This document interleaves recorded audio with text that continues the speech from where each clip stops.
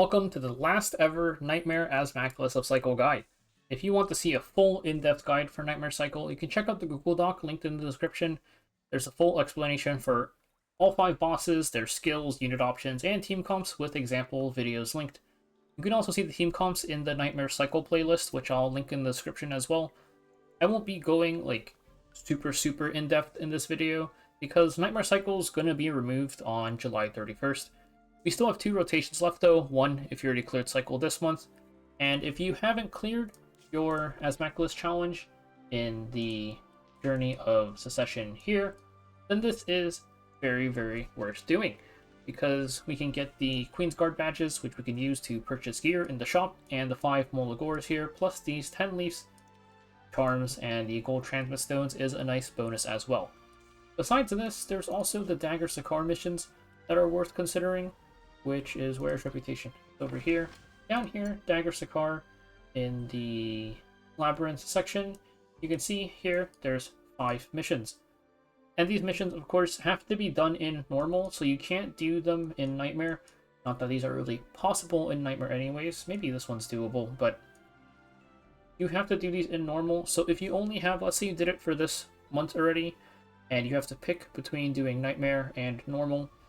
If you haven't finished your Journey of Secession, I would say that the Secession missions are better than Dagger Sakar, because killing Queen, for example, gives you 5 Molas and 10 Queen's Guard badges. This only gives you 10 Queen's Guard badges. So I would prioritize finishing your Journey of Secession, but let's say you still have to do both. Like in the Journey of Secession, there's also the missions to do it on normal. If you still have to do this one, then you can try and do Dagger Sakar on normal and then do Nightmare after, because we only have 2 months left, so we're cutting it a bit tight. And then I'll probably take a look at Dagger Sakar over the next week and try and get it up before the week ends, just for anybody who still needs it. Now, since this content won't be around much longer, when we are building our units for Dagger Sakar, or not Dagger Sakar, for Nightmare Cycle, our teams, we're going to be focusing mostly on not wasting resources more than anything else, because some of these bosses might ask for units that you'll only ever use at said boss, which was fine before because we were doing this monthly, but since we're only going to be doing this twice or once for the rest of E7, we don't want to be building these units. So instead, we can use Grace of Growth. My Grace of Growth is currently on cooldown, but you can put units in here, use them at a boss, take them out, wait to 3 days, then use them at another boss. This is just a very effective way of making sure you don't waste any resources while you do your Azmakalis of Cycle. And also, you don't necessarily need to kill every single boss in Nightmare, because the Journey of Secession missions only ask you to kill Queen, and then 1 other boss. So that's just 2 bosses. If you can't kill a boss in Nightmare, it's fine. Just do it in normal. It's not that big of a loss. It's also worth mentioning that once you finish a run in Nightmare Cycle, the units you use can't be used again until the monthly reset. So you want to make sure you're not using a unit at a boss that you need at a different boss. Of course, if you have the units to kill it in Nightmare, you might as well do Nightmare, because the rewards are better than doing normal. So let's start off with Queen Azumashik, because this is one of the easiest bosses to kill due to the free units that we get these days. The team comp is really just Iseria, Tamarinne, a strong DPS, and then here, I personally like running a backup strip. You could also run a second DPS here, which is what some people do. And let's go over some of the choices. So of course, Iseria, Tamarinne, these are just locked. We're just using these 2 no matter what. With if you haven't invested in your Iseria at all, I think she's actually a decent Grace of Growth target, because with Nightmare Cycle getting removed, there's not too much use for her anymore. So she is a good Grace of Growth target. Next up is the DPS slot. Besides Commander Lorina, you could also use Spectre Tenebria, Fene, or some more scuffed options. There's Savior Addon or Sigret. I highly recommend using Grace of Growth for Spectre Tenebria, because she will have no usage once Nightmare Cycle is gone.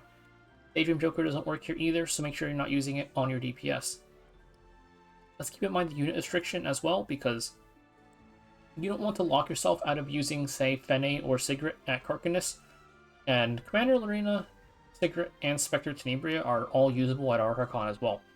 Really, any high damage DPS works fine here in this slot. For this final slot, like I mentioned, I like running a second stripper here, just to minimize RNG, because we need to consistently land strip and unbuffable. Only having Iseria for it is not fantastic. I'm using Death Dealer Ray just because your free-to-play options are kind of scuffed for this, and Death Dealer Ray is technically free. He doesn't really do that much, but he does strip on his S3, and the sleep can be nice here and there.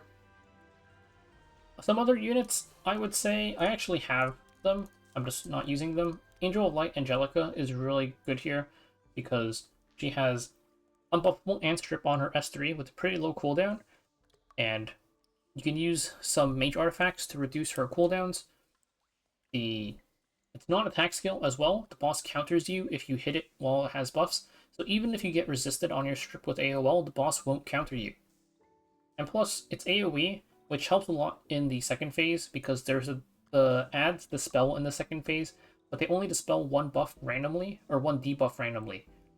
So AoL being an AoE debuff is going to apply so many debuffs, it's not going to be that likely that they'll actually dispel the important ones like Deathbreak or Unbuffable off of the Queen. I also think Emma Luna is actually pretty good here, just because her S3 also has it's non-attack skill, AoE, unbuffable, so it's pretty nice. It's like AoL, but a little bit worse, I would say. But if you have Emma Luna built, which I would say probably a decent amount of people might have rolled for her, or just gotten lucky and have her, she is usable here in this final slot. There's also Emma Orunka is honestly probably good here if you rolled for her, because her S3 has a strip on a pretty low cooldown. It is an attack skill though, but more importantly, her S1 can be soulburned to dual attack, so that can help a lot with your damage spam. Problem with Emma Orunka is only just make sure you don't put her in the front. You need Tamarinne to be in the front slot, but Emma Orunka by herself, just with her S1 and S3, is already pretty strong. Most of the fight is AoE and Queen anyway, so. But that's it for some of the unit choices. Let's take a look at their stats. For Tamarinne, I just have her on some speed HP here. You're mainly looking for 200-ish speed. You don't need her like super fast. Make sure she's not too slow. Pretty much just any speed set gear with speed main boots works okay. We can look at it like this actually. And then decent amount of HP is nice. You ideally want 100 F-res. It's not the end of the world if you don't have it, because you can cleanse with Khazran Guardian effect. But you want 100 F-res just because there's a certain point in the fight where there's a chance she gets silenced. And it really sucks if she gets silenced because you're going to have to start over. I actually forgot to reforge these pieces, but you ideally want 105 effectiveness, because you need 105 effectiveness to strip consistently. So, TLDR, 200 speed, 105 effectiveness, 100 F-res, and whatever else you have into HP is fine. With Magwaraha's Home, of course, just to help out her cycling. And then next up is Iseria. Iseria, make sure she's faster than Tamarinne. This is actually important. It's not even to reset Tamarinne S2, because Tamarinne's going to have her cooldown up going into the fight. We need somebody to move first in the fight before Tamarinne does, or the fight gets a little bit annoying. And then for her effectiveness, you need 105 effectiveness to debuff consistently. And then the rest of your stats can just go into bulk just so she doesn't really die. Her damage isn't really that important. For artifact, I'm using Orhorn just because I don't really have anything else. Make sure you're not using Song of Stars. The boss does bad things if you apply 3 debuffs on it, so Song of Stars is very not good here. And then next up, we can take a look at our DPS. Commander Lorina just maxed out her damage, Deathstroke, Pen. Like I said, Daydream Joker does not work here, so we are using any damage boosting artifact. Frantic Flight, honestly, might be better here, but I'm already kind of capped on crit chance. But, like, Merciless Glutton, Symbol of Unity, Victorious Flag only works for RGB heroes, so not for Commander Lorina, but if you're using an RGB hero, you could use Victorious Flag. Whatever your highest damage dealt increase is, really. And then for DDR, it's pretty much the same build as Iseria. I also... Ideally, you would give him a healing artifact. I just gave him a random artifact. I'm trying to limit the amount of, like, non-free-to-play artifacts. But it's just 105 effectiveness, some speed, and some bulk. He's on pretty sculpt gear. You probably would want him faster. But that is it for the team, and now we can take a look at the fight. So starting off the fight, this is why we have Iseria faster. We need to hit her first for the fight to really start. And this is really just so that Tamarinne is the first person to move. She'll move immediately after everyone else has been set to 60% CR. We can just cleanse all these debuffs. And we can push everybody up with Tamarinne S2.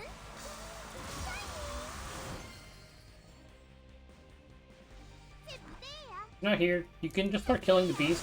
If you are using, and you can also see we missed our script there, so we take a ton of damage for it, but if you...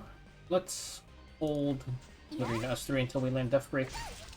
If you're using Angel of Light or ML Luna, I would say, in place of DDR, then I think it's fine for you to skip killing the bees. Meanwhile, we'll use Iseria S3 on the Queen, and we will pray that we land our script plus unbuffable.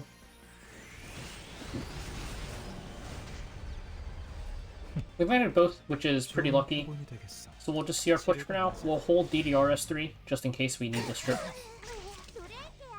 And then, the reason we don't skip bees without using AOL or ML Luna is just because not having a second source of unbuffable is really annoying. It's just a lot less consistent if you do that. So killing the bees makes it slower, but safer, especially when we're using a more scuffed team like this. Also, you'll notice that when we... Let's try to sleep this one. When we hit the bees, their HP gets shared to the queen, the amount of damage they take.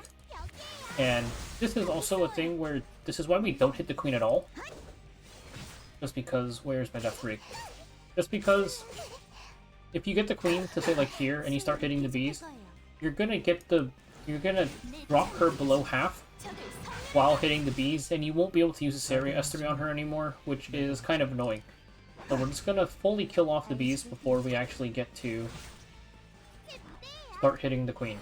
So if you're using AOL or ML Luna, of course their S3s are non-attack skills, so you can ignore or you can still strip and unbuffable without actually hitting the queen. DDR S2, or S3 rather, is also a non-attack skill, but it doesn't have unbuffable, so it'll just be a very quick strip and not a long-term one. Here we will... going to actually skip S3ing into Queen for now, because we can just do it on the next turn.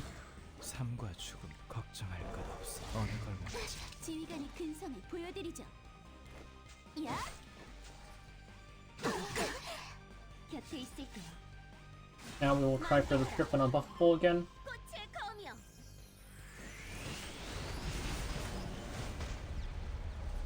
Very good RNG hitting that twice.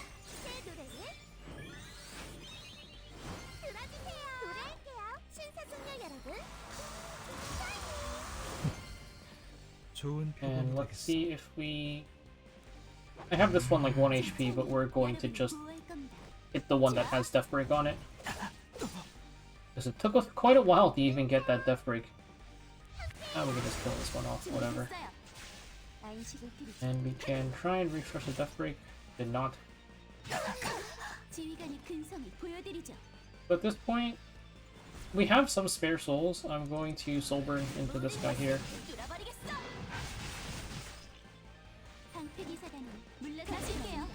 We can just fully kill him off and we can start looking at Queen. One thing with Queen is when you get her below the 50% mark, you do want your cooldowns up, so we are going to wait a little bit for Tamarinne's S3 to come back up. So don't dump too much damage into her. Like, this is a good stopping point, because we need to make sure that Iseria can S3 and everything without, you know, without having the boss go into phase 2 with us not being ready. Tamarinne only needs one more turn though, so we should be ready to do it pretty soon. I like having both Tamarinne S3 and Iseria S2 up and available. For real quick.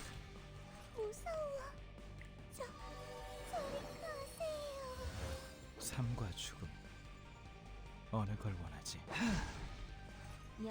Unfortunately, I don't think we can actually drop her below half here. Not sure if Kazran does it. We also ideally want to keep her S3. So how are we going to play this is the question. Let's see. I'm just going to S3 the queen. We will loop back around and try and look for a better timing to get into phase 2. Luckily we landed our unbuffable there. It would have been very sad if we did not.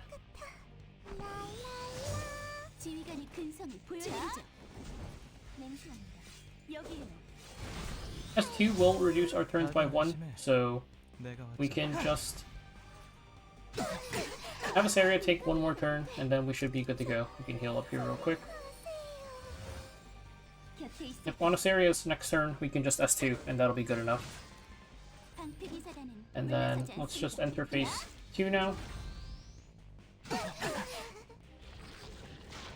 But here's where it gets harder, because these guys, when they S1, they dispel 1 debuff, and they also push everybody. So missing your strip slash unbuffables, and even just letting them take turns at all, starts becoming very punishing at this point.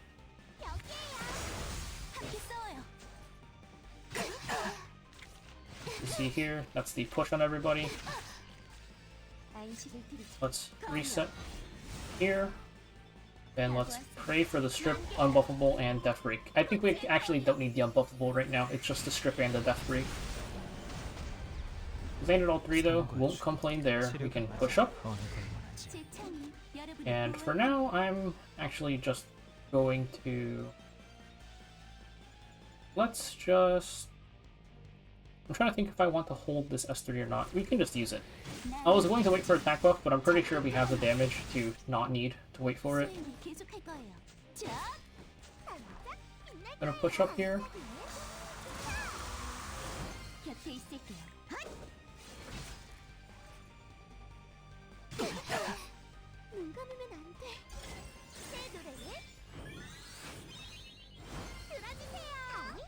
So then here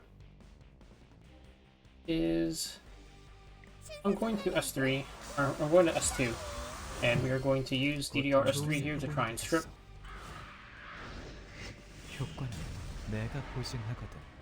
We landed our strip, so let us sleep this other guy, which Tamarinne's going to wake them up anyways, but... We can Soulburn Iseria. And this should be enough to kill since we have attack buff too. And now we are into phase 3. And phase 3 is really just, it's just... he can't really kill you. It doesn't really matter what you do here. But we can use Kazran for fun.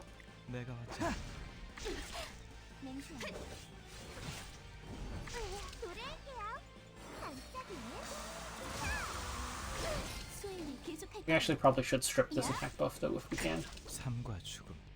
Not sure if we can because I pressed all of the buttons, but don't think we're dying anyways.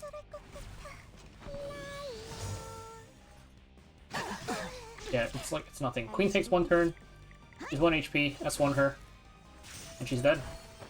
Not quite, not that bad. There was a lot of RNG though, like this area. We landed every single debuff with this area, besides our death breaks on the bees, but pretty happy with that.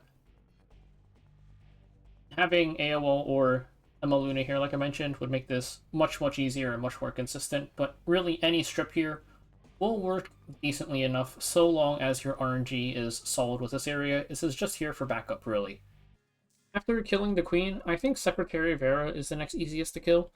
She's got 3 phases with different mechanics and also needs 4 fire heroes, but you should have all or almost all of the team members built already, or the good ones anyways, so it's really not that bad despite all of that.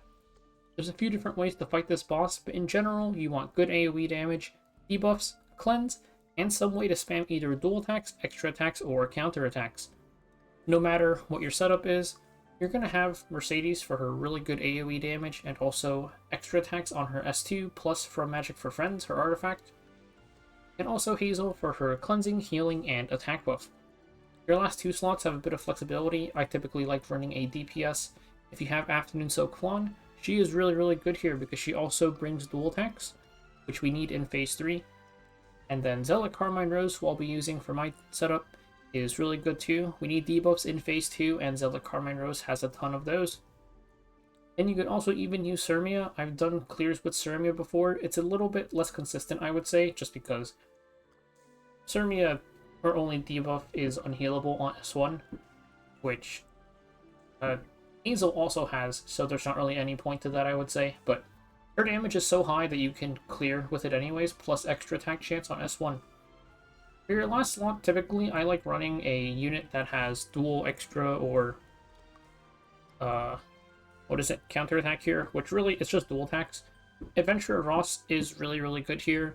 You can spam his S2 Soul Burn for dual attacks and Death Break. Just make sure you don't need him for Arahakan, because he's also pretty good there.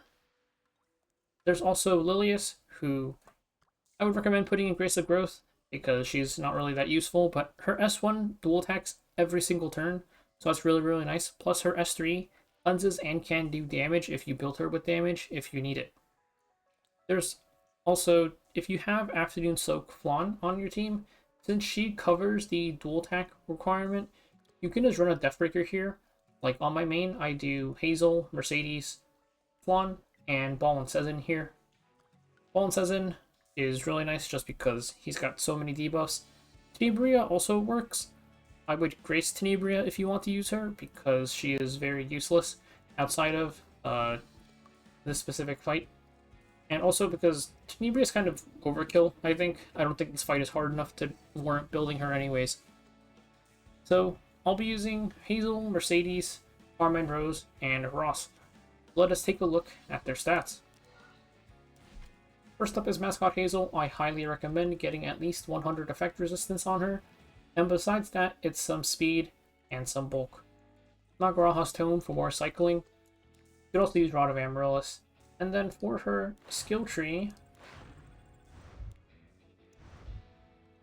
Okay, I never enhanced this, but this is very good. You should pick this up, because you are going to get provoked a lot in the fight, and you want the ability to cleanse the provokes with her S2. So we are going to actually enhance this now. I do not have enough runes. I now have enough runes, and we're just going to enhance that now. You want this enhanced. You'll see me in the fight realize that I don't have this enhanced. Besides that, the healing on S1 is nice, of course. Healing on S2. All of the stat ones we always pick up. What does this one do? This is not really that useful. And then free attack for everybody. You can pick up the free effectiveness too if you want.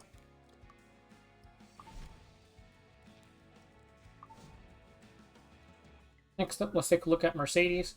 So for Mercedes, you can actually, I probably should have had her on self-imprint, but I had her on team. She is just on some destruction crit gear. Her stats don't matter too much. Ideally, you have her slower than Hazel. So my Hazel's 212, so ideally Mercedes wouldn't be any faster than... Why does it keep on snapping back down? Ideally, Mercedes wouldn't be any faster than like 201. This is just because you want Hazel to attack buff before Mercedes goes at the very start of the fight. Magic for Friends works fine. The extra attacks are really nice in the fight.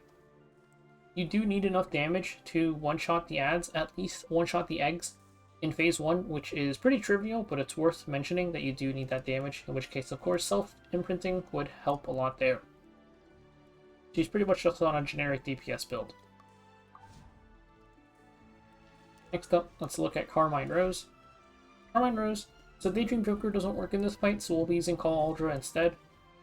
For her stats, I just gave her Destruction Pen.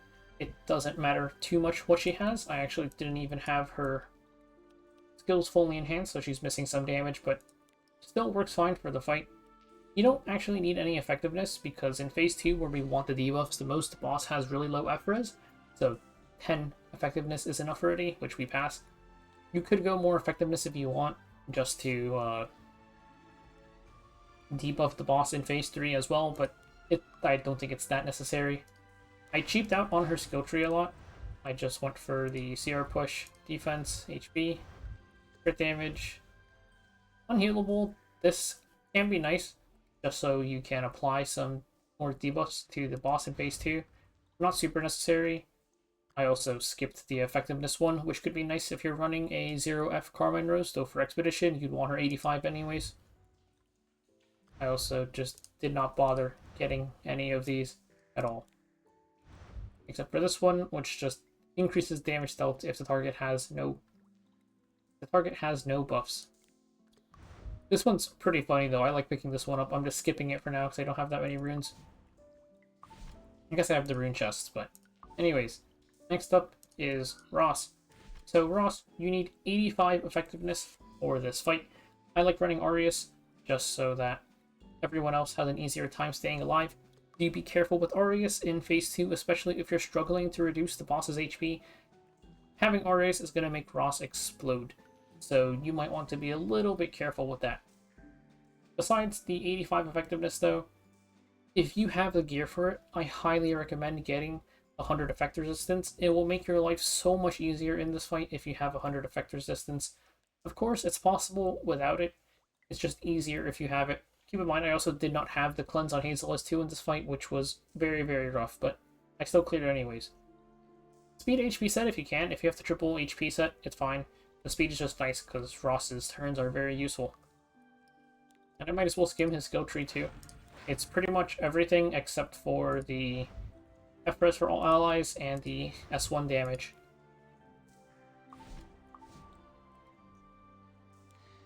That is it for everyone's stats, and now you can take a look at the run.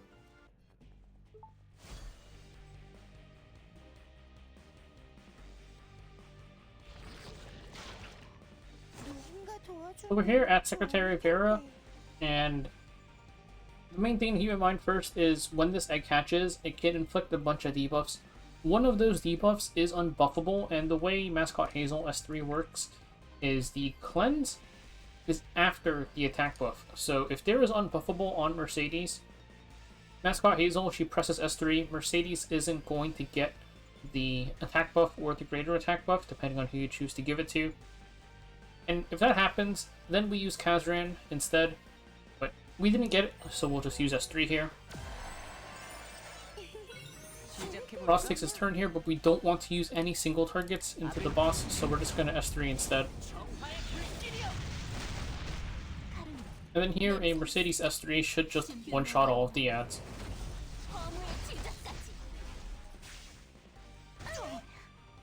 And his S1 no longer stuns compared to normal mode, it's just a pushback now, which is much easier to deal with, honestly.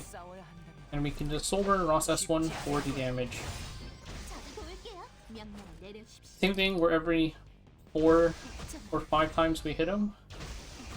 Okay, it's 5. He gets an extra turn. And he spams the pushback, which is kind of annoying, but there's not too much we can really do about that.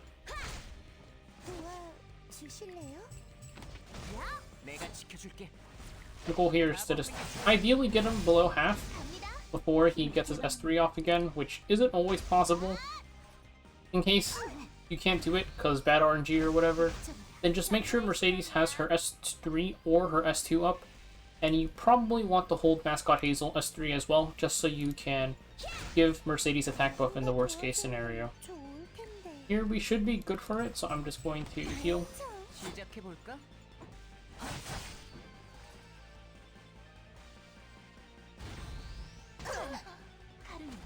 And now we need to spam debuffs on this guy, which Zealot Carmainerose is going to be nice for. When you push these, or when you hit the egg, the ads, these two will push up, and also this egg will gain some speed. Mascot Hazel S1 is actually pretty nice for the unhealable, but Carmainerose has it already, which we didn't land it there, but this thing here, every time there's one debuff, it takes more damage. So if I want to stack debuffs on, even without Death Break, if you have like 3 debuffs, you'll still do a ton of damage to it. And just looking at its immunities, we can't push it back or speed down. So we'll just S3 for now, because it's an actual debuff we can land. Also notably, his F-res is really, really low in this phase, so even though my Carmainerose is pretty much base effectiveness, we are still able to consistently debuff the egg. You land any debuff with Death Break, or even just Death Break really, and this egg is going to explode. We want to keep its HP low, just because the damage that it deals scales based on how much HP it has here. Damage dealt increases proportional to its current HP. I forgot exactly how much HP you need. I think I mentioned it in the guide somewhere. I remember it being roughly in the 20s. But ideally, we just kill it. So here, we can do this. And I'm going to actually hold the souls, because I don't think we need to use them, really. You can see these guys, when they use their S3, it strips and provokes. So kind of annoying to deal with.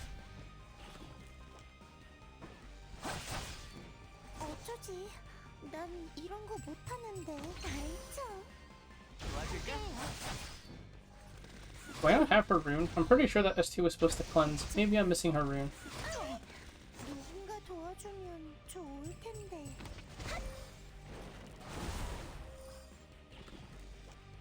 His HP is enough for us to survive. I'm not sure how phase 3 is going to go, which is why I'm being extra cautious and just saving up more souls, because there's not really any way for us to die here.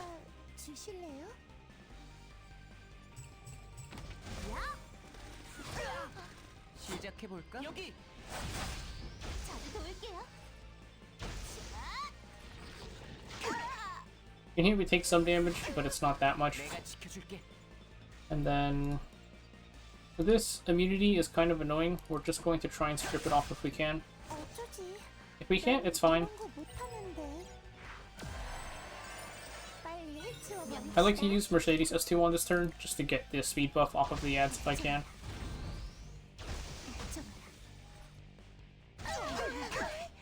And here, he summons the eggs with his S3. And we want to kill these. These guys are roughly about as tanky as phase 1, so a Mercedes S3 will still just clean wipe out the ads. Gonna heal up real quick. Oh, I did not mean to click that.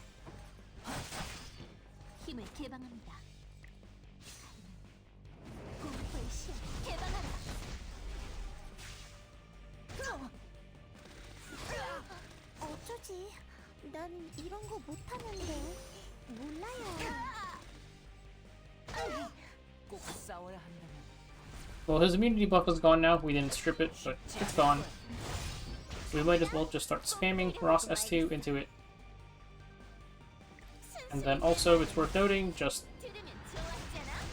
when you use a dual attack or an extra attack, he gains here with dual attack, increased damage suffered x5. So that's why we want Ras to just be spamming the S2 here. That's why ideally 100 F-res is nice, so you can actually spam it without getting provoked. And then every time one of these eggs, or when they spawn, they become little baby Secretary Veras. If those things manage to take a turn, then the boss will take less damage. So you're kind of just fighting against it, but really you could just overwhelm it with damage. We also have Kazran, so if you find yourself needing the cleanse to have one of your DPS takes a turn, then you can just use that, but pretty nice and easy kill. Next up is Devourer, Arahakan. Absolute disaster though. I had to switch accounts because I wanted to use Achates, or I kind of have to use Achates for this fight, and I don't have Achates on my new account, so I switched to a different ult. You need good healing and ideally a bit of cleanse. The healing is the main thing, which is why we're using Achates here. Her healing is very, very good. We need high damage and some way to either AoE apply burns or AoE apply bleeds. The boss is immune to debuffs and barely takes any damage while its S3 is available, and it won't use S3 until you kill off the ads. Once an S actually uses S3, you can deal damage to it again until its S3 comes back up. While its S3 is on cooldown though, after it's used it, the boss also blocks buffs and CR pushes, which is worth keeping in mind. The ads, we can see here in the boss guide, these little dudes, they take very little damage unless they have 2 or of the same debuff on them, which is why we use Burn or Bleed. They also heal the lowest HP ally when they attack here, so unhealable is really, really nice to have in this fight as well. I was kind of thinking that we'd have a hard time building units for this since Cycle is getting removed and all of the units here are pretty one-use, but Rift is here, and with Rift, you're near guaranteed to have either Carrot or Araminta built, so it's actually not that bad. Not a Rift unit, but the best unit for this burn slot is actually Suthin. Suthin has 2 burns and unhealable on his S3 with a 3-turn cooldown, plus his S1 can apply burns as well. He's going to be on the bench once Cycle is removed though, so besides maybe some slight usage in Hall of Trials, he's a good Grace of Growth target if there's no one else who needs a Grace of Growth, even though he's a 3-star. I'll be using Carrot. Carrot has 2 burns on her S3, and her S2 applies a burn to the ads when they hit her as well. They start off with an AoE, so they're guaranteed to hit her, giving her 3 chances to land 2 burns at the very start. She lacks Unhealable as a trade-off, but she can also apply Speed Down on the boss. Her only other use is going to be in this Fire Rift while it's still here. Araminta is the last unit I'd look at for this role. She's got 2 burns on her S3 and Unhealable on her S2, but her cooldowns are a bit longer than everyone else's. Her S1 can also apply some burns, just make sure she's not on her dead in AD. Lead options I don't think are very good, but I'll just mention them. It's Haste and Clarissa. Neither of them should really be built though, unless you're using Grace of Growth. For your healer, Achates, it's just Achates. She does so much healing, and also has Cleanse on her S3, it's not particularly close. Some other options that are usable, I think Doris is okay. Doris has some usage in Guild Wars sometimes, and she's pretty cheap. Plus, both Achates and Doris get used relatively frequently in Hall of Trials. Achates a bit more so. But Doris, her healing is not fantastic. You need to have, I think you kind of want to have like all bruisers on your team if you're using Doris. So since we're using Sigret here as our DPS, who is pretty squishy, Achates is a lot better, and that is why I had to switch accounts. Some other options, there's Inos, who also has a bit of a sustain issue, Maid Chloe, also a bit of a sustain issue, or Amelia, also a bit of a sustain issue. Angelic Montmorancy is actually really good here. Only problem is you kind of want her for Karkanis, so you could use her here if you have no plans on clearing Execution or Karkanis. Really, it's just good healing with ideally some cleansing. And keep in mind the buff block, which is why Doris sucks so much, because her defense buff and heal buff get stripped, or they get blocked, rather, plus the ads can steal buffs. Next up, after the burns have been applied to the ads, we need some way to kill them, and also a way to kill the boss. So any high damage unit works great here. We've got Sigret, Commander Lorina, Spectre Tenebria are all good choices here. You'll notice there's some overlap with the Queen DPS options. These units are all able to quickly kill off both ads before the burns wear off due to their soul burns. I recommend Grace of Growth for Spectre Tenebria because she's going to be completely useless once Nightmare Cycle is gone. There's some other odd DPSs you can use that I'll mention at the end just because they're more specific team comps. I'll be using Sigret just because I already used Commander Lorina at Queen, and I don't have Spectre... Well, I have Spectre Tenebria on this account, but any new player ideally won't have Spectre Tenebria because she is much worse than RB, and honestly, after Nightmare Cycle is gone, I think she might be the worst ML5 in the first Moonlight Blessing. Lastly, we want a Deathbreaker for this slot. There is a lot of units you can use here. Adventure of Ras is really good, just because my game crashed. Adventure of Ras is really good for this, because his S2 spammable Death Break plus dual attack is insane. Death Break plus all the extra damage you get is really, really nice. Make sure you don't need him for Vera though. I plan on using him on Vera, which is why I'm not using him here. Also, a kind of premium option, but she was on banner very recently, is Bossarunka. Bossarunka, her S1 has Death Break, and you can soul burn it to dual attack with the high attack ally, plus her unique buff actually works here. It'll prevent any of your other units from getting death broken by the ads or stunned by the boss, though that means that Bossarunka is going to get spam, death broken, and stunned by the boss. So it's something worth keeping in mind. You will also need to re-gear her to have 85 effectiveness. Cecilia works decently here too. She has speed down and attack down on the boss, plus she can death break on S3. There's also Bellona, who I actually really like for this fight, because she has great damage on her S1, plus AoE on her S2 and S3 to help kill off the ads, and death break on her S3 of course. She's good for Juleeve too though, so it might be kind of hard to use her here if your unit pool is small. Really, any Deathbreaker works in this slot. I'm just going to be using Lilka because you can soul burn her S1 for 100% chance to Deathbreak, and her S3 has attack down for the boss plus speed down, which can be nice. So the full team I'll be using is Carrot, Achates, Sigret, and Lilka, of course, is on a different account like I mentioned. First up, let's take a look at Carrot. Carrot, I just have her with 85 effectiveness, a bit of bulk since we have her in the front. This is because of her cleanse, helps cleanse off some of the stuns, and then just attack and speed. The attack probably isn't super necessary unless you're struggling to kill the ads with your Sigret or whoever your DPS is. For artifact, if you have Etika Scepter, you should use it. Etika Scepter is generally a bit more consistent, I would say, just because sometimes there won't be the one getting hit, but Prophetic Candlestick works fine too. And then Go enhances Barrier Strength plus Burn Chance, of course.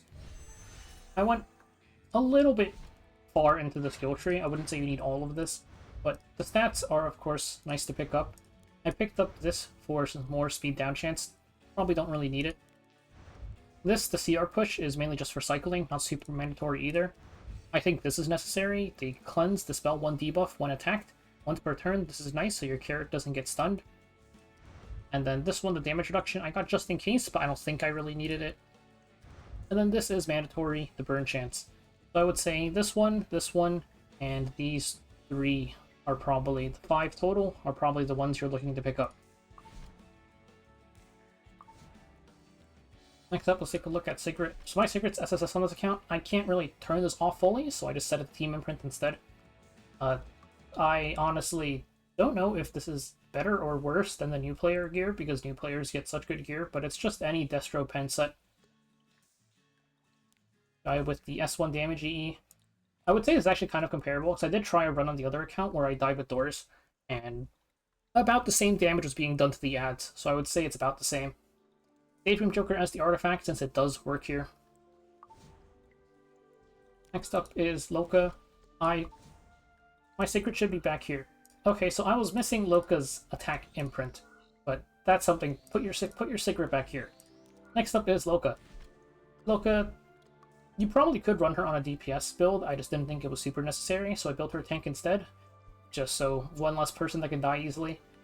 A good amount of speed with 85 effectiveness, and might as well give her Song of Stars for the target buff. You could also run Bloodstone, I guess, if you need the healing and you have her on a DPS build. Lastly is Achates. Achates, if you can manage it, 200 FRES is really nice. I don't think it's like mandatory, but it's nice just because the boss does push you back and speed down on S3. This can make it so she doesn't get affected by those, which helps a bit with your healing. Besides that, it's just speed. Probably faster is better because the boss blocks CR pushes. That's why I'm not on Magaraha's Tome. You just give her, ideally, a healing artifact. I just gave her Potion Vial because something that actually works. And then a bit of bulk, you don't need too much. E doesn't matter at all. I left her on her usual one, but this, because the boss buff blocks, this doesn't have too much use. And I also probably should have Achates on her team imprint. I guess ideally your setup would be like this. That way Sigret gets the attack buff from Lilka and also the def buff from Achates. I did mention some other kind of weird setups. You can see these in the playlist and also the guide. It's just one of them is Renok, Dragon King Shroon, plus 2, there's a lot of units you can use here, just 2 units. Either spam unhealable or spam AoEs to help you kill a boss or whatever. And this is just basically completely ignoring the boss mechanics and just whittling it down with Renok S3 plus Cascade from DKS. And then besides that, you also have the AoE teams, which are auto teams, but basically you run Suthin with 2 AoE units. I use Bellona, and then you can either use Wukong or Abyssal Euphine, I think are good. So that is just using AoEs to kill the ads instead, and then slowly whittling down the boss. But that is it for the team comps and stuff, and now we can take a look at the run. My Sigret actually died on the way here. I had to revive her while I was walking here. Starting off, let's see. Okay, Carrot is going first, I think. That is nice. There's the speed iron cheating I mentioned, where I didn't exactly have the best timings. Do not use Achates S2. the only thing I'll mention, just because these guys are going to steal debuffs, or they're going to steal buffs. So let's not use Achates Stats too. And here in this case, when you land all of the burns, we can just push up Sigret.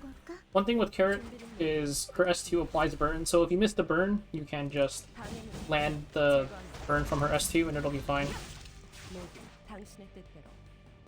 But here, this lets us... We could either quickly kill this guy, or I'm actually going to let it loop around once, so our cooldowns come back up.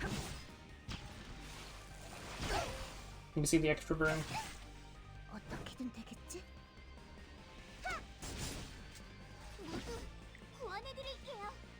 And this guy's actually going to cleanse off all of his... Or the burns are going to expire, so we'll just detonate it and we'll just try to kill him with raw damage.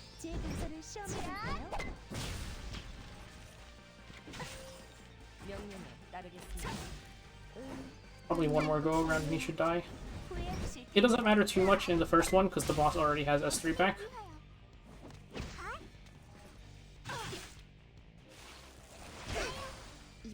Now that is kind of annoying.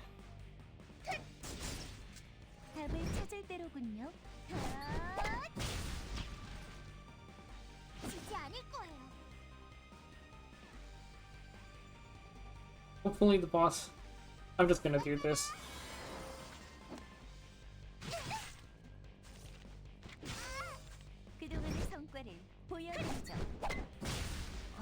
You probably don't need to be this conservative with it. I'm just being a little bit careful.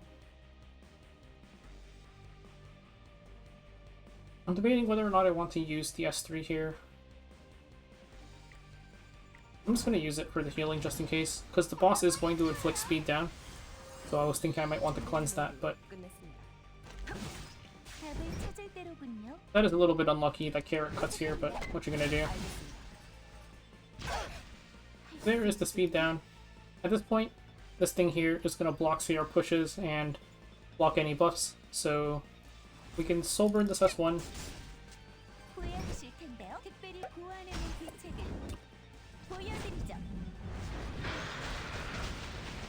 I landed 2 burns on the bottom one.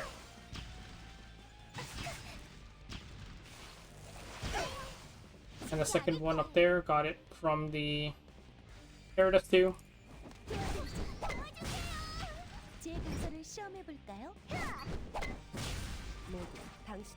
So I'm going to kill off these guys now, just because we don't have unhealable, and these guys do contribute the healing from their S1s. So just a little bit short. I should have swapped the order, because the bottom one had more burns on it. But this hopefully kills. Yep, just barely.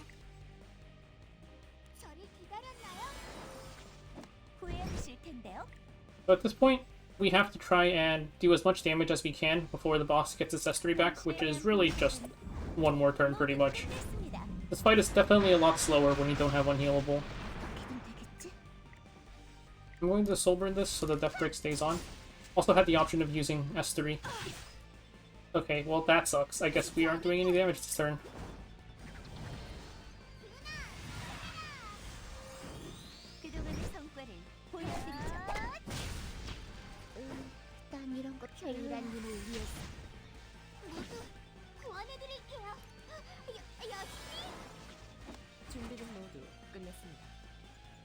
He's going to resummon the ads again soon, but I'm just going to do this for damage. If you had the one that decreases the proc, or increases the proc condition to 75, we could have faced him there.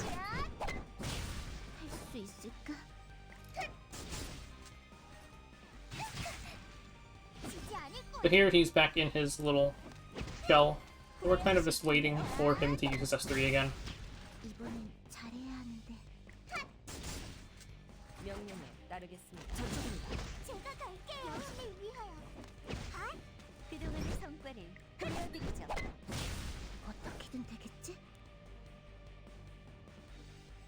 I feel like this only pushes 30%. I feel like Sigret, if I gave her attack buff there, she could have actually just got the boss below 50%, but we'll just roll with this. I'm going to attack down the boss first. Then we can... Actually, I should not have used S3 there. Don't use S3 when the boss is about to go below half, because he's going to get his S3 back, and he's going to heal everybody here anyways. The thing is, I kind of don't want to... This is a bit dangerous because of Sigret's HP. I'm going to actually just kill this guy. Probably didn't need to soul burn that, but... If I got the boss below 50%... Oh, well, he pushes up. He didn't hit Sigret, thankfully, but if I got him below 50% there, he would have just instantly used his S3 again and Sigret would have died.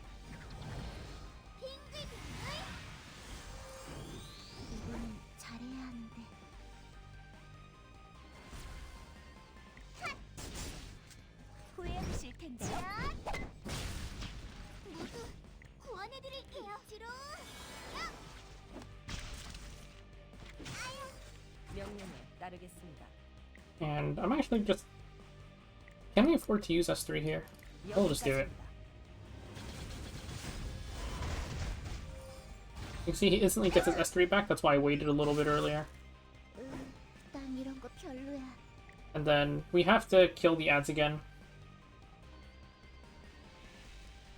The push-up Sigret she'll be at 64, I'm pretty sure Carrot cuts. Whoa!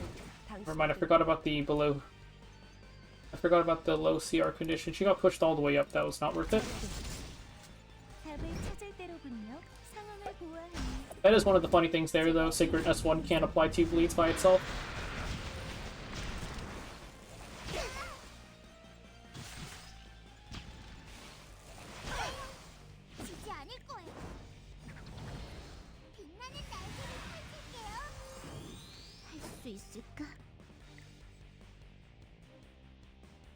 I'll keep on hitting this one down here. Now let's soul burn into this upper one. And we can S1 into this lower one.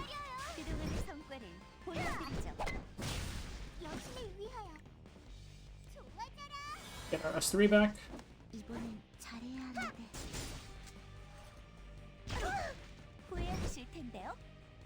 Unfortunately, our S3 is on cooldown, but...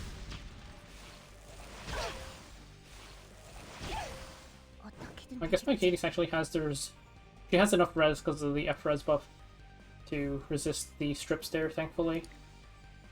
We're going to just... Is my Sigret... My Sigret S3 is not up. Her S2 is not up just yet. We'll just attack down for now. Let's cleanse here.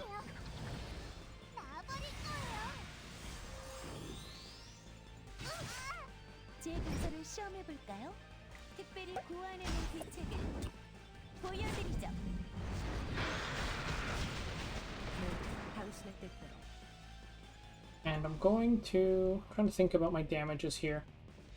S3 straight up kills one of them. I'm just an S1. Because that heals this guy, yes. But now we can soul burn, get the death break.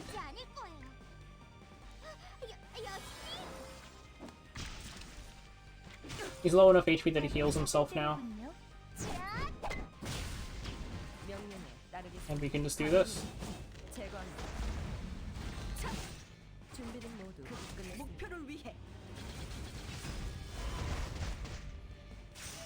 Pretty scuffed, but I did try and use, like, the bare minimum here. There's definitely much better options. Now for Executioner Karkanis, which requires 4 Ice Heroes. We're gonna need good cleansing, good healing, and AoE or some way to ignore stealth, 2 debuff strip for phase 2, and also some way to get through phase 3 where the boss's damage ramps up super high. The key thing for this fight is we actually only really care about the first 2 phases, because for phase 3, yes, his damage is high, but you can kind of just whittle him down with Archies. 3 Archies plus a few hits from your damage units is generally going to be enough to kill him, as long as your entire team doesn't just get wiped out somehow. Brieg works great here, because he's got Death Break and Speed Down as usual, but also his full Fighting Spirit S1 proc that activates his S3 targets the highest attack unit, and that is going to be Karkanis. So you'll ignore his stealth and you'll just go in and you'll attack him. So that ignores the AoE requirement pretty much. You just have to manage your timings a little bit with your fighting spirit. Beyond that, it gets a little bit rough. So we need at least one cleanser, though 2 cleansers is nice for safety.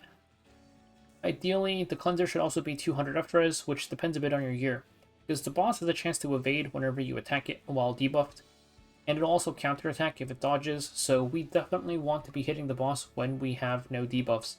Angelic Montmorancy is great here due to her consistent cleansing, and you might have built her for early game already, in which case you should definitely use her. If you haven't though, it's kind of hard for me to justify building her, since Nightmare Cycle is getting removed, and this was really her only endgame PvE usage.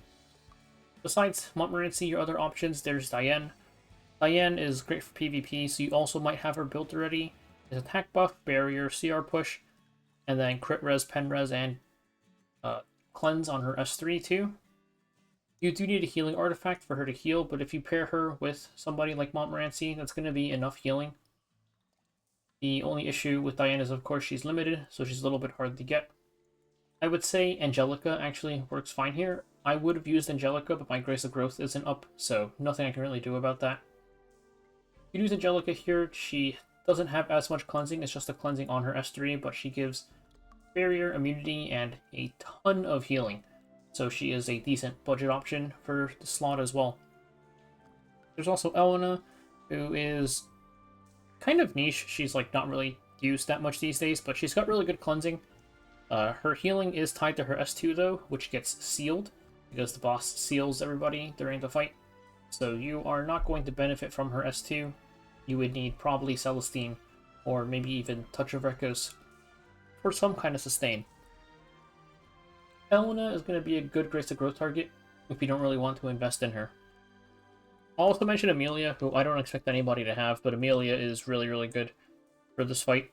Her CR push on S2 lets you change your turn order, get some more hits into. And then, besides doubling up on cleansers, you could also run a second stripper here. Brieg is our stripper.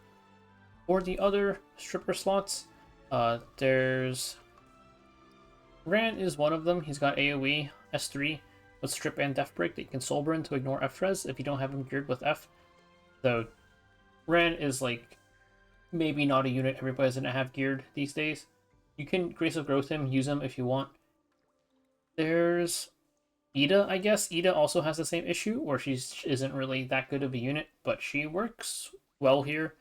AoE S2, and also, or her AoE S2 has a strip, and then her AoE S3 can stun the ads too. Lastly is a unit that should 100% be put into Grace of Growth. It's Roman. Roman is pretty sick here, honestly. I think he got like buffed at one point that made him pretty good here. He's got AoE strip and restrict on his S3. The restrict is nice because it prevents the boss from CR pushing the ads, which he does in phase 2. And also he can spam push back the ads with his S2 and S1. Besides that, I know people use Arya here. I don't think she's great, but she does give some kind of protection, I guess. You do need 200 F-res on her, but she gives stealth to everybody. And if you have 200 F-res, she won't get debuffed at all. It's kind of just like a last resort if you have no other units to use here. And then for your DPS, literally any ice unit works here, really. The best ones are generally Shu or Fene, and that is mainly just because they're HP scalers, so you can build them tanky and they won't explode in phase 3. But any ice DPS works here because, like I mentioned, we don't really care about phase 3. It's phase 1 and phase 2 that are the important ones. Phase 3, we're just trying to not die. And then phase 1, honestly, is super trivial. Phase 2, as long as you time your strips with Brieg, it'll be fine. You're just slowly whittling him down until you get to phase 3. I'm using Taranor Guard because I'm going to use Sigret at Arahakan because of lack of DPS options. So I'm out of units. And yes, I'm using Diene because my Grace of Growth is not available for me to use Angelica here, but I'm using Taranor Guard. Like, you could use much better units here. Sigret would be better just because she does more damage. Shu or Fene, of course, because you can build them Bruiser. And then you could even run like Kisei or Lilka here, who should probably be put into Grace of Growth. Okay, so let's just take a look at their stats. First up is Montmorancy. Montmorancy, I just have her with as much FRS as I could. I did hit 200 FRS, which is really, really nice. If you can't hit 200 FRS, it'll be a little bit rougher, but it should still be doable just because Montmorancy's cleansing is so good. Ideally, speed set would be better too, but I'm just limited by gear. I gave her Magaraha's Tome for more cycling as well.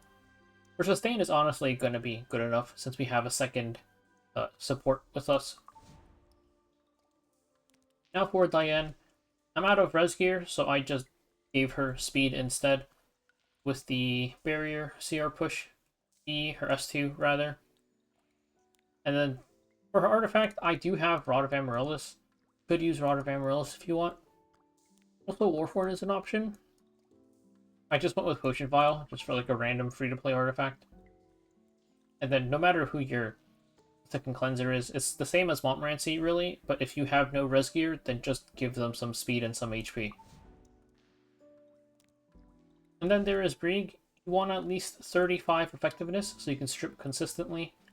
And that Best Gatekeeper, honestly, you probably don't need this. This would make it less likely that he gets one-shot by the boss going into phase 3. Arius is another option, but making him take all the damage share could be risky because the boss starts doing AoEs in phase 3 as well.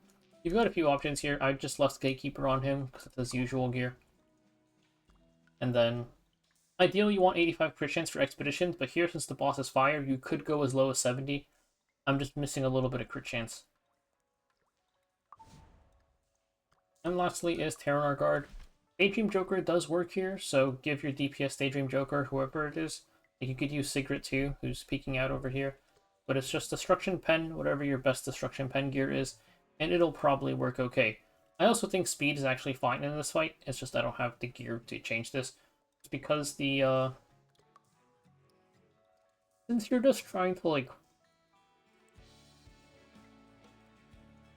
cycle a bit and generate souls in phase 3, and also just, you need to get your hits in before the stealth goes back up. In phase 2, a bit of speed is fine. Also do keep in mind that the boss seals you, so Taranor Guard's S2 is not active at all in this fight. That is it for all of the stats, and now you can take a look at the fight.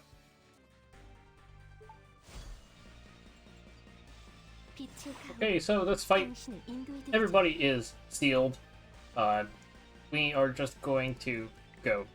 So Diene, I have to remember her cleanse is on her S3 now, so we can press S2 safely instead. And phase 1 is really simple, it's just cleanse the debuffs, get the boss below, I believe it's 70% HP. Yep, 70% HP.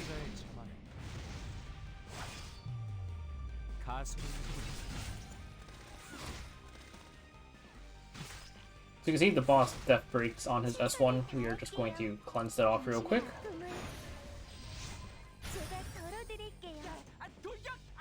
And I might as well just soul burn on Taranor Guard S3. We do need souls for phase 3, but we are going to be holding them. Or we have some time, so. His S2 is sealed, that's just a straight dual attack.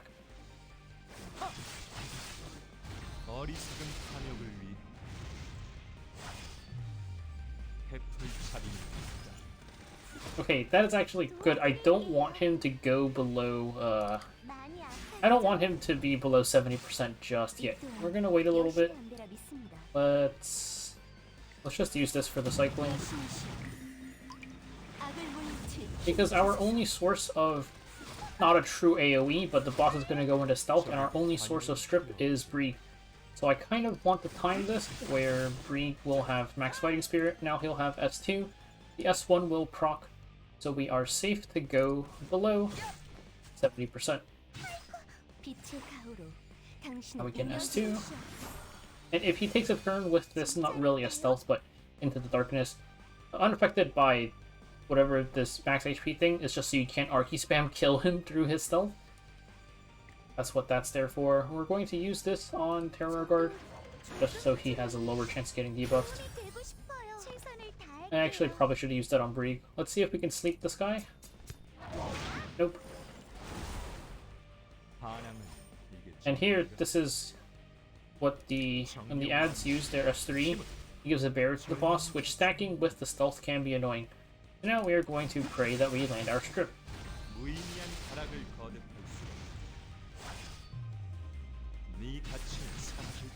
We actually just straight up out-damaged the entire barrier, but we also stripped, so that's good. And then... now we just hit the boss.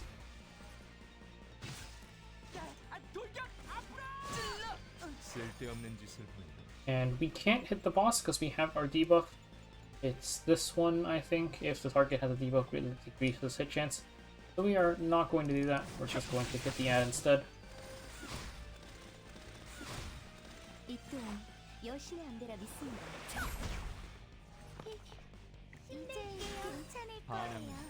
And now we can use this on the boss.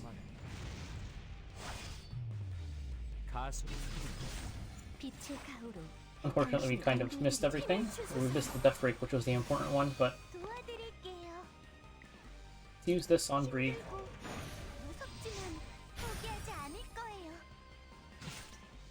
He's going back to the stealth here. He does it every 2 turns. Brieg has his S2 up and everything though, so we're gonna be okay.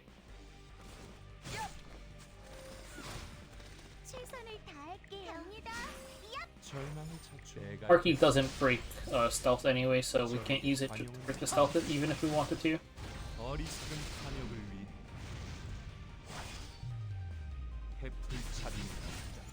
And missed all of our debuffs again.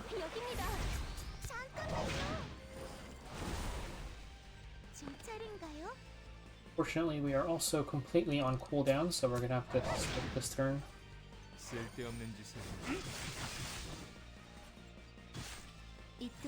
This is kind of just happening because I'm using not a real DPS here, but as long as you manage your Brieg fighting spirit properly, it's not that bad. Because we can still strip the stealth consistently.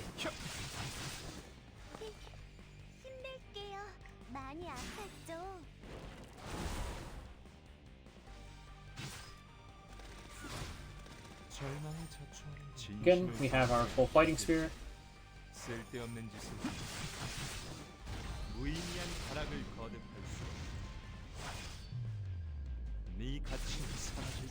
Finally, a death break for once. And now we're below 40%, so this is where it gets rough. Okay, that resistance, the boss now death break, or S1 death break into S3, that probably would have killed him. Maybe he would have missed crit or something. That is just 1 turn where you tend to die. Here though, below 40%, he also gets this little speed buff. We are just going to Arky spam and try to kill him. You can see Arky is doing a pretty decent chunk of damage. We're not going to Arky every turn though, just because our DPS still do damage and Brieg debuffs still are useful.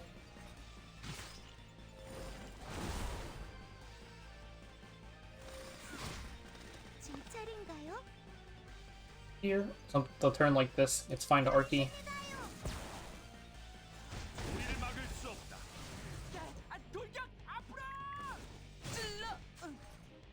So at this point, we just need to generate some more souls.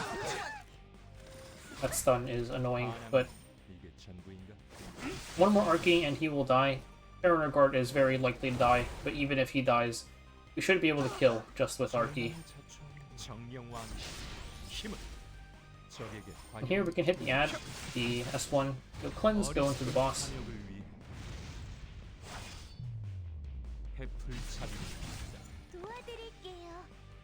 So let's heal up a bit.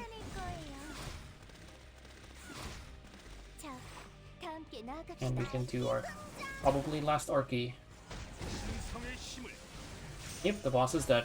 So this is, I mean, it's very scuffed. Taranor guard is not really a real unit for this fight, but this is just showing that pretty much any DPS in this slot, as long as you get that boss below 40%, and then use your Arkies to kill the boss, you're generally going to be okay. Like I did mention, there was a bit of RNG there. Like Taranor guard probably should have died immediately. That is just something that happens going into phase 3. These 3 are tanky enough to survive the death break into S3 combo. this dude here is not. That's going to happen sometimes. This boss does tend to be pretty RNG.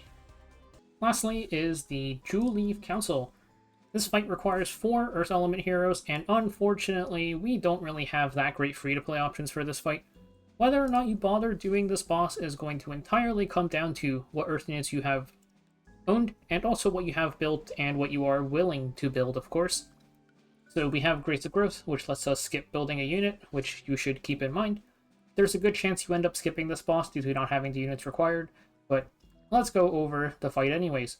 So this fight, we're going to need a bunch of healing, cleansing, which either Destina or Ray in the front slot will cover, and then just really high damage with no debuffs. Juleeve has really low FRES.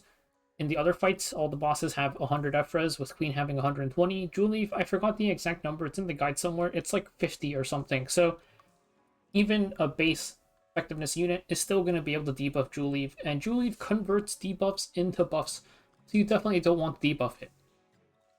Phase 3 also asks us to bring units with maybe cheap soul burn costs, though at this point with the gear that we have, we can kind of just blast through the fight, and any unit with a soul burn that is accessible will be enough, honestly. So for the healers, I mentioned Destina, Ray. These are really the only 2 options here. You can do some kind of scuff setups, but I would just say Destina or Ray. And both of them are pretty good Grace of Growth targets, especially Ray. Destina could be built if you plan on using her for PvP. I personally don't use her at all, but she is an option. And then Ray is a lot better than Destina for this fight. Destina's cleansing is pretty poor, but Ray has no usage anywhere else, and this fight is being removed, so that's just something to keep in mind. And then you can either run triple DPS or 2 DPS plus a secondary cleanser. On my main account, I do 2 DPS, 1 cleanser. We can take a look at the DPS options first, I guess.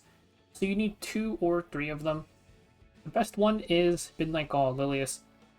Midnight Gaul Lilius is easily the best DPS here, it's not even close.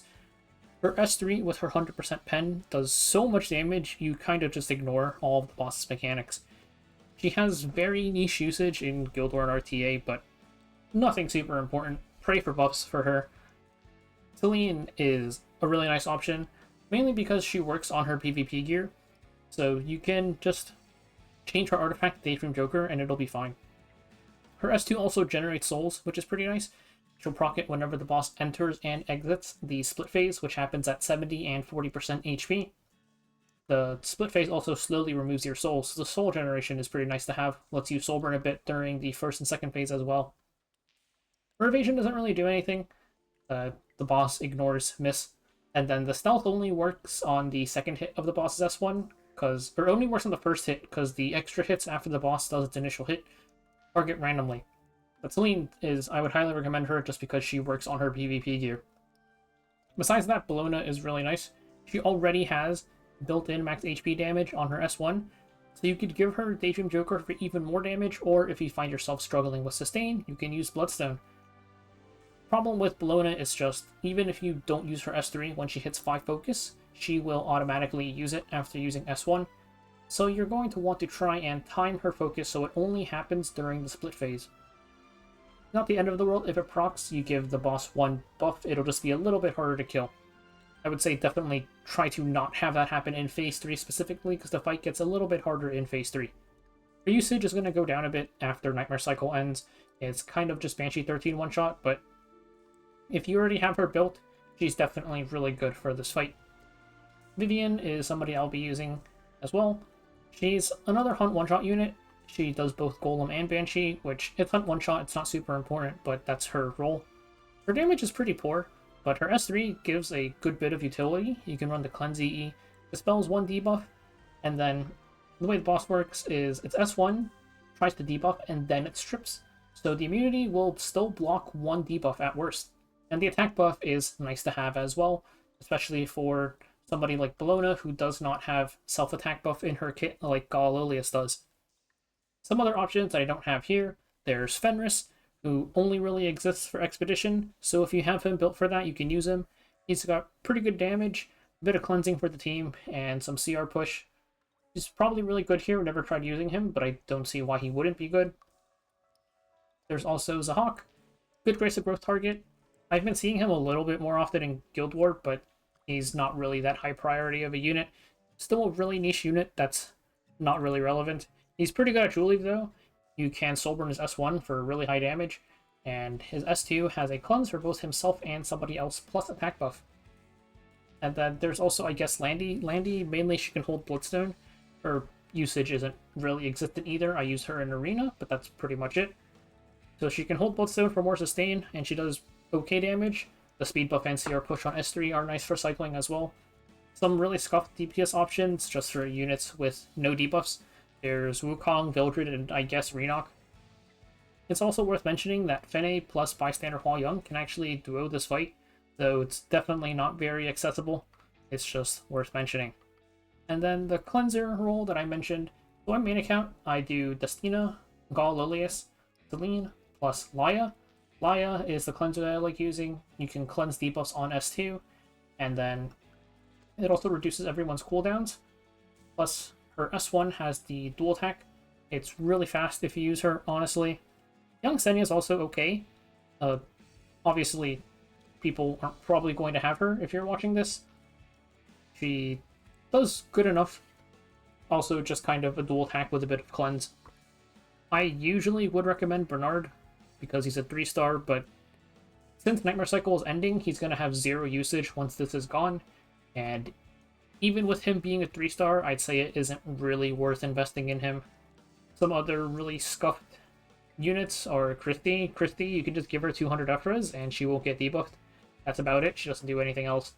You could also, if you put, like, Destina in the back and then Christy in the front or something, then you can give Destina some Ephras if you're struggling to get Ephras on Destina. And Rowana also exists, but Rowana doesn't do anything useful. If you don't have 200 Ephras on Rowana, she is basically a liability.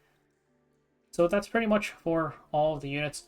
It's just at least one cleanser, 2 DPS, and then on the 4th slot it's either another DPS or a second cleanser slash support slash whatever. Let's take a look at their stats, starting off with Destina. Destina, I just gave her random tank gear. I don't have Ephras gear on this account, so we ran it without any Ephras. Ideally 200 Ephras, so you at least have somebody who isn't just getting spam debuffed, but it's definitely doable without it. For Artifact, I think a healing artifact is probably better. You have Rod of Amaryllis. It's nice. Destina's healing is not fantastic. I use Logaraha's Tome just for the accessibility, though. You can also use Candlestick, I guess, but the boss's hits aren't that concentrated. They're kind of spread out, so... For her EE, use the CR push one. This sounds good. It's not very good, because it only dispels from the ally with the lowest HP. So if you have somebody who's like low HP with no debuffs, and everybody else has like 10 debuffs on them, she won't cleanse them. So that EE is pretty useless, I would say. Ray would be on the same build, of course. Next, let's look at Celine. This, I just gave her random DPS gear. Just Destro plus Pen. You could give her attack percent main boots. I have her on speed main boots. Attack percent main boots would be fine. For EE, it doesn't matter at all. I just gave her the first thing that I crafted. Probably one of the ones that actually does damage. Might be nice, but not really a huge deal. With Daydream Joker as her artifact, of course.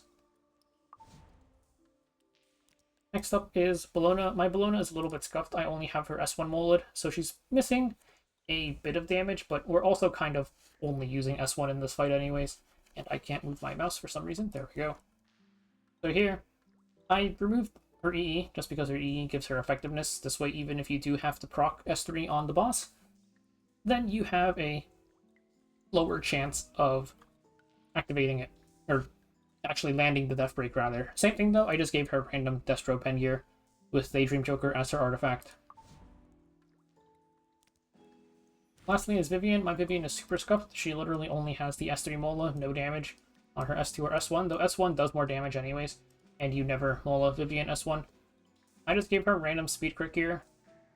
Probably Destro Pen would also be nice for her, but I ran out of gear.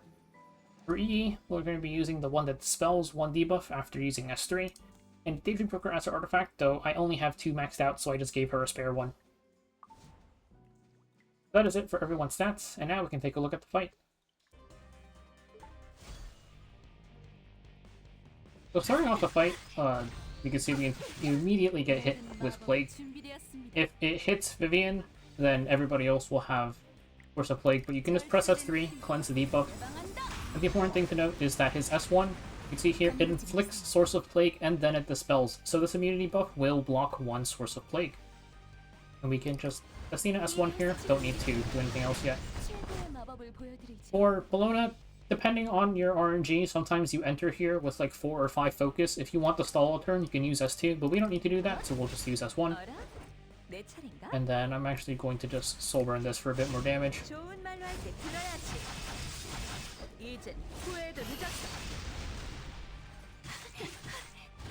You see here? The 2 immunity buffs got dispelled, but we are still safe for now. Want to push up Vivian here. Also just heal her a bit. Not sure if this phases him. It does. That does way more damage than I thought it would. Now we're in this phase. We got very lucky there. Celine, it targets randomly. They all have the exact same attack, even if you're on the high stack EE. So you can just focus down this guy here.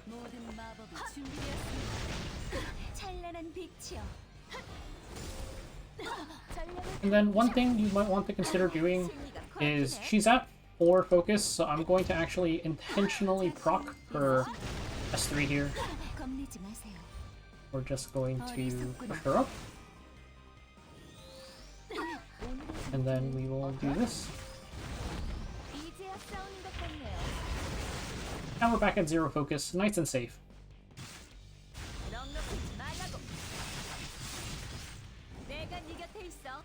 Again, I'm just going to soul burn this S3.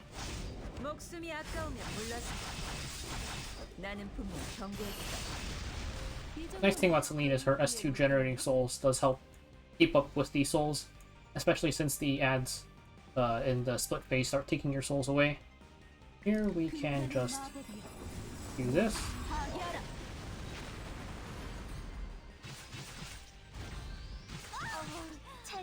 And I'm going to hold the S3 because I want to save the cleanse. I'm going to soul burn Destina S1 instead. Because everyone's HP was getting a little bit low.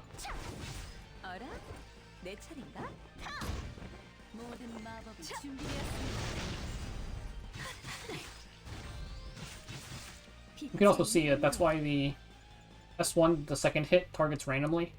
So her stealth doesn't really work. It works against the first hit, just not the second one.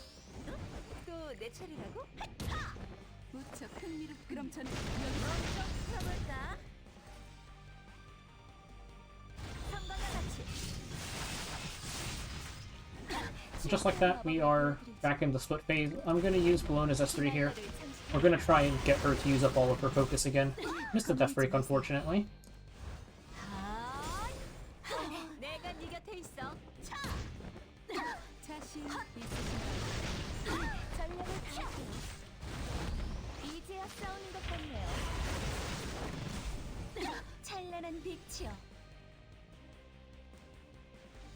I'm gonna push up Celine here. This should phase it, and also makes her S2 come back up off cooldown. Now the third phase is kind of just a DPS rush. We are going to try and kill it as fast as we can. You can see it is very fast now. That thing went straight up the CR bar. And you need to use a soul burn to dispel this noxious toxicity. So we can just soul burn this real quick. We're going to S3.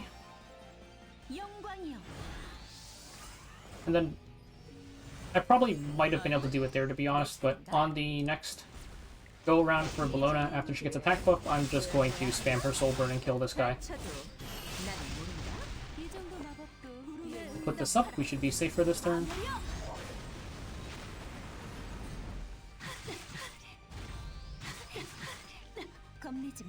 Okay, that doesn't matter. We are just going to... Actually, I might as well cleanse this off so I can go kill the things afterwards a little bit easier. This guy's pretty much dead at this point, though. Let's do 1 and 2. And that is it for the final Azmakalis of Cycle Nightmare Difficulty Guide. There's only one maybe 2 times you'll ever have to do this fight ever again, so hopefully this helped anybody who's trying to get their first clears in. To finish off the Azmakalis missions, definitely very worth doing these. Free bolas, free leaps. And the, what is it called? Dagger Sikar, I'll take a look at some point during this week. Some of them are a bit easier, some of them are kind of hard. They're pretty restrictive in their unit and artifact requirements from what I remember, but hopefully it's not that bad. Maybe with all of the new units that have come out, we'll have some easier strats, though of course it'll depend on whether or not you have them. Anyways, that is it for this video, and I will see you guys next time.